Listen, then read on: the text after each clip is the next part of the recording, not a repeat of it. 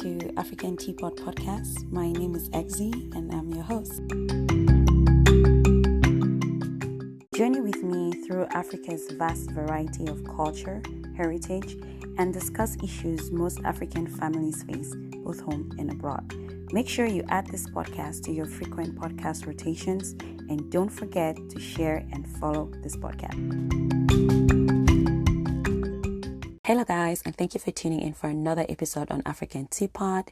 Today's episode is titled African Fufu Challenge.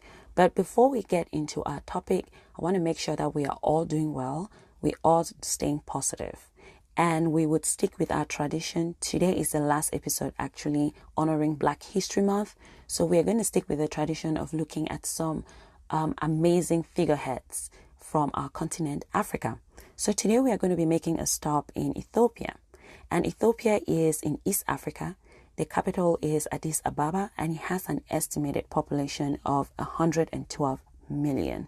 Ethiopia is known for its archaeological finds dating back more than 3 million years.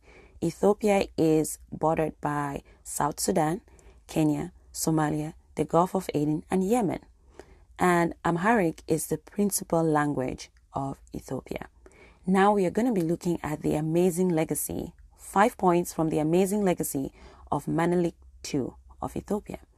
Menelik II was the emperor of Ethiopia in 1889, and he introduced compulsory schooling and established the first newspaper in Amharic during his reign.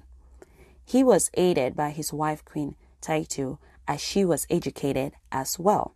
He took steps to end slavery in Ethiopia, and in 1896, at the Battle of Adawa, Menelik and his soldiers defeated the Italian forces, making him the first African ruler to counter a colonial invasion, and Ethiopia's independence was recognized by the Western powers. I thought this is amazing history, like many people do not know, so I'm just going to go ahead and include the links on the show notes, and you can go to read further about the amazing work of Menelik II, read his history and get to know it. And that also brings us to the end of Black History Month. That doesn't mean we're not going to, keep talking about our culture or not keep educating people, but this was just something that we did for the past 4 weeks. For like a month now, 3 to 4 weeks now, there's been this trend on social media that was birthed off of TikTok of different non-Africans trying the fufu or different food from Africa, okay? And they give their reviews on it. And the food is mostly from West Africa. I noticed it's either from Ghana or mostly from Nigeria. And they're doing reviews on it and they're posting these videos. And I think the first person did it and got a lot of likes. And so it just picked up a trend. And they call it the African Food Challenge or the Fufu Challenge. That's how it goes on by. And that picked up steam. And then how I came in contact with these videos is I follow Aliyah J. I've been following her for years. And she's like an Instagram influencer. And she owns like a YouTube, like 2 YouTube channels. One for herself, one with her boyfriend, Menelik, who is from Kenya. And so they decided to do a video, jump on the trend. And they were reviewing Nigerian food. They had jollof rice, okra soup, egusi soup, fufu, plantains. They had all of that. And I saw that original video before she took it down. I saw it because I saw it. And then she re-edited it and took out some parts. I guess people told her what she said or what was happening wasn't good. She edited it. Didn't take it down, but edited it. And I think it got worse and then she completely took it down. So that's what happened with her. And that's what brings me to this conversation today. That's the inspiration behind this topic. Our inspiration must not be drawn from positive things only. It's just what happens around us, makes us have certain honest conversation. So here on African Teapot, we're all about telling our African stories from our perspective. What do I mean? Because I'm thinking some people do not understand. We have often allowed our stories to be told by other people. And when they tell it, either they exaggerate it or they undersell it, they underpresent it. And then we are offended behind the scenes. But we need to take upon ourselves to say, hey, how you said this is not right. Or you know what, instead of saying it, why don't I represent that culture if you don't want to learn? Okay? Two is when you are representing somebody's culture, you need to either be an expert on it, you've been properly exposed to it, or you educate yourself on that culture. You do not represent a culture from an ignorant perspective. Okay? That is offensive, period. That's just what it is. Now I'm trying to say, like, because it's Black History Month, this is the last week of Black History Month. That's why I chose to do this topic, the very last topic. And I want us to understand that's why we've been talking about figureheads throughout this History Month. And the figureheads come from the continent Africa, because you realize they'll be talking about a lot of Black figureheads from different parts of the world, but not necessarily from the continent Africa. It's like we have nothing to contribute on the table. It's like we did nothing, we do nothing. We just sit there and I don't know, and just get used by people. It's like we are not fighting for our culture. We are not fighting for our stake. That's why we are talking about Nelson Mandela. That's why we talk about Wangari Maathai. We talk about different people, Manelik. We talk about Kofi Annan, different people here. And that's just to name a few. Okay?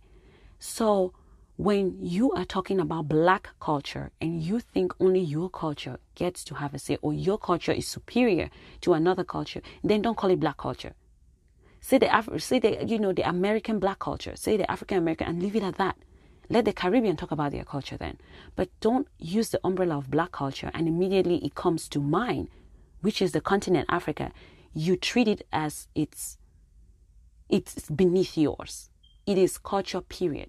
You must not understand my culture. You must not get it. You may not like certain parts of my culture, but it is my culture and you need to respect it because it's not offending you. Okay, so you need to respect it, period. Now let's break down this fufu challenge or African food challenge after I've given this, history to why I did this. One is the name fufu challenge or African challenge is disrespectful, period. Eating someone's cultural food should not be a challenge to you, okay? Challenge are games. Maybe let's see which food is the hottest, 2 times spicy sauce. Let's see if you can take the heat while giving an eat. Those things are done and it's done for entertainment half of the time. If you look at it, I've seen people do like, oh, let's eat the hot spicy noodles. Of course, it's Korean food, but at that time, you're not drawing the culture to the noodles. You're drawing the culture to how hot it is. You see, and it's a challenge because it's fun. People are watching it. It's entertainment at that time. But you don't take food at its natural state that someone has prepared and given you. It's not like they did anything extra for it, for a competition or anything. And you're eating it and saying it's a challenge. That is wrong. Now, if you still don't understand, let me give you examples. If you have white women trying on the Senegalese twist or Senegalese braids, and they say, oh, this looks like pigtails. This looks like horsetails. I don't know, how do people put this on and stuff? You'll be offended. You will say that's racist. The same thing works with our food. You don't take our food at its natural state of presentation and how it's been cooked, and you're calling it dog food. You're calling it horse food. You're saying you're scared of the food. That is offensive. Okay? It's the exact same thing. The difference is you're not white. Okay? But it is the same thing. Period. Now, let's move to people saying it's just food. Why are you so upset, XD? Or why is it such a big deal to Africans? It's just food. Now, I'm going to explain it to you. When you're talking about someone's culture, you're talking about the food, you're talking about the clothing, you're talking about their hairstyling, you're talking about the language, infrastructure, religion, politics, music, dancing. All of that is part of culture. That is what somebody says, my culture. If that's not culture, then what is? You understand? That is someone's ID to who they are in a general scope of who they are. You understand what I'm saying? So you don't say it's just food. That food that you're eating is a cultural piece. It's like you take the Native American headpiece and you are creating entertainment from it. When you are not Native American, it's not your culture.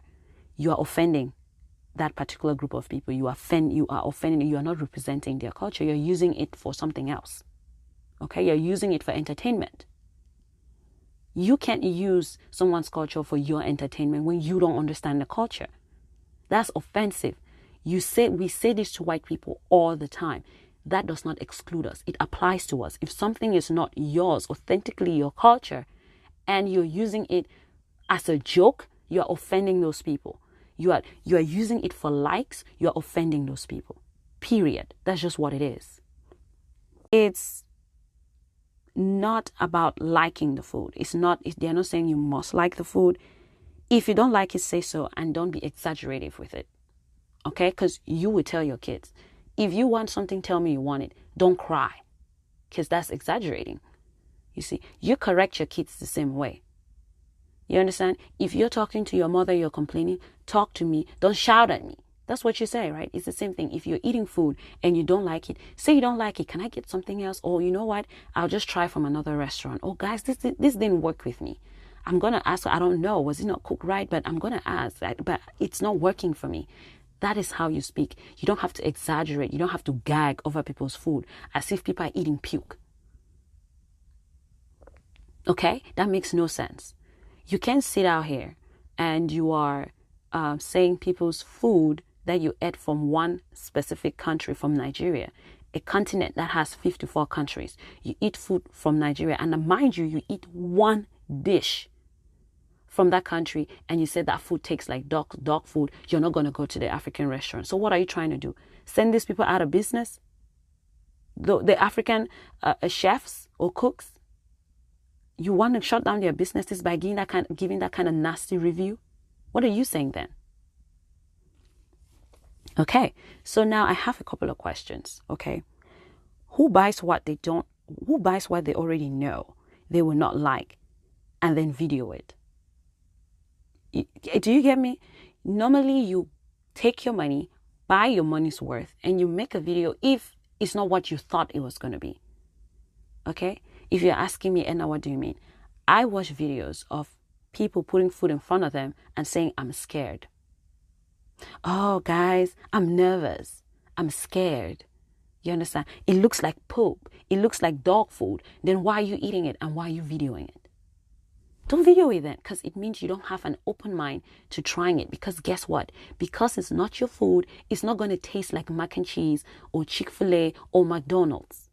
It's going to taste different. It's going to feel different. So if you say, oh, I thought it was going to be like mac and cheese, then you should be eating mac and cheese then, not eating fufu. You get me? If, oh, I thought this was going to be like fried rice, then you should go and buy fried rice and not eat the jollof rice then. You should have an open mind and a tolerance towards the taste that you're eating. You should give it a chance. But if you're not giving it a chance and you are acting like you're already judging the food, or the food is disgusting before you put it in your mouth, then that is a problem. Okay? Another question. Who calls something dog food, horse food, and then saying they're scared of the food and they're eating it? If you don't have something other than promoting it. That's not a review. Your mind was pretty made up before you started eating the food. Who orders food without looking at the menu to know the name and the ingredients so as to understand what they're eating? Any restaurant you go, when you ask for the menu, you tell them, it's my first time. What do you recommend? Right? You read through every meal tells you what is in there. You will know what the egusi is. You will know what kind of nuts they are, the nutritional values they have. And maybe those kinds of things will give you a tolerance towards that meal. But you have to educate yourself over what you're going to eat, especially if it's not your cultural meal. We don't have to say this 10 times, guys, 10 times. We don't have to say this. This is just common sense. Let me tell you the kind of people who do this. The people who do this are people who are clout chasing, showing lack of manners for likes. You understand? We all know that eccentric behavior, ignorant behavior is what sells in the mainstream. Okay? But the thing is, you don't want to use your culture to get the likes. You want to put down somebody else's culture to get the likes because you have the same skin color as that person or whatever. Or because you want to prove that you are better than that person. So you are mad that the white man is trying to say that they are better than you, but you're out here putting somebody else down, saying that your food is better than theirs. And yet half of the food you're eating is not even your food. It's international food you're eating. You understand what I'm saying?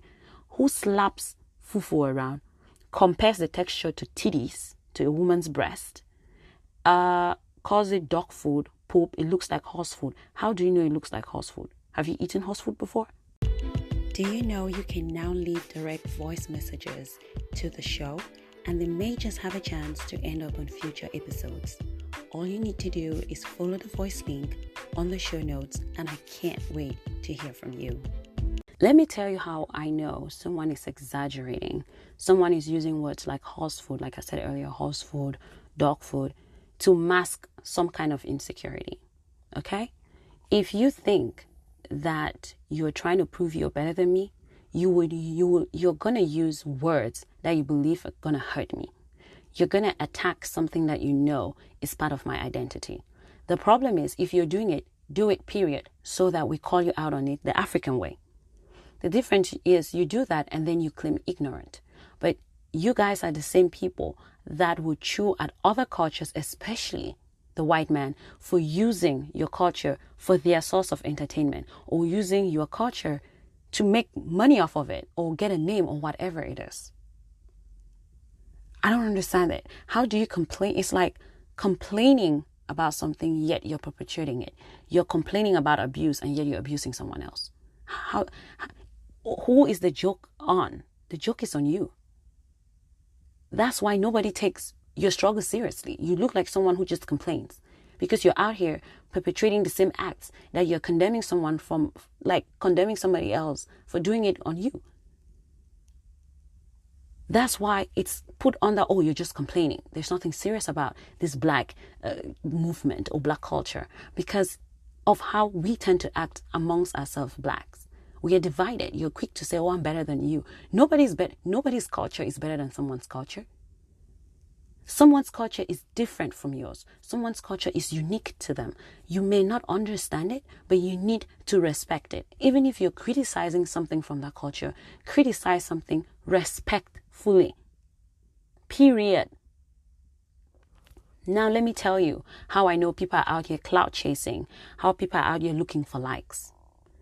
1, you use your hands and you dip fries into sauces, or chicken wings into barbecue sauces all the time. You mess your hands. You're eating burgers and pizzas all the time and dipping it in sauces. So I know you can wash your hands, use fufu, and dip it in the sauce. Are you an invalid? You can do that. Quit acting like it's brand new. You do it. Okay? And then another thing is, you guys eat mashed potatoes. So yes, you can swallow. You can eat something without necessarily chewing it to crush it down.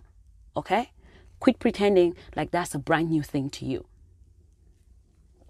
Another point, don't complain about hand eating by saying, who uses their hands? Oh my gosh, can I use a fork? You use chopsticks in eating food from different parts of Asia. You can use chopsticks. So yes, you can use your hands. Quit saying that it is a primitive way of eating, because you are doing things that are not necessarily mainstream. Okay? You are tolerant towards that culture. You adapt towards the culture. So quit whining and complaining about it. That's how I know you're exaggerating.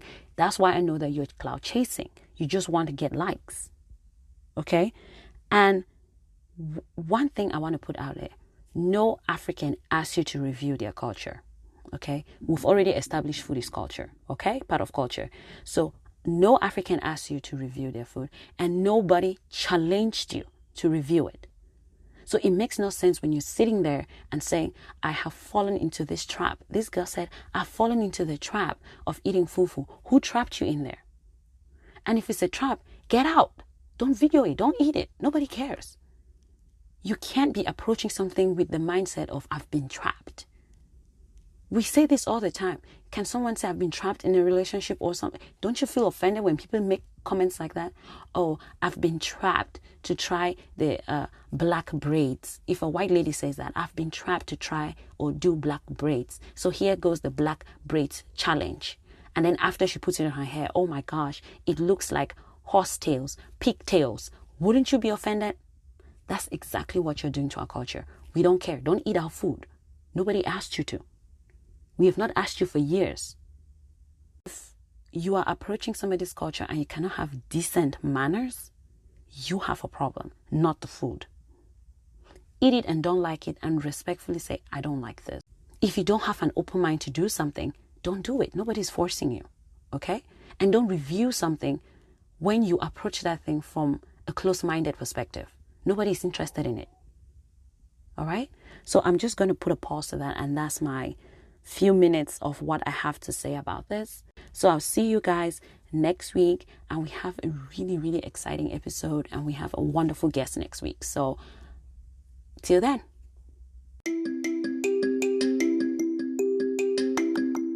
Thank you for listening, and hope you join me for the next episode.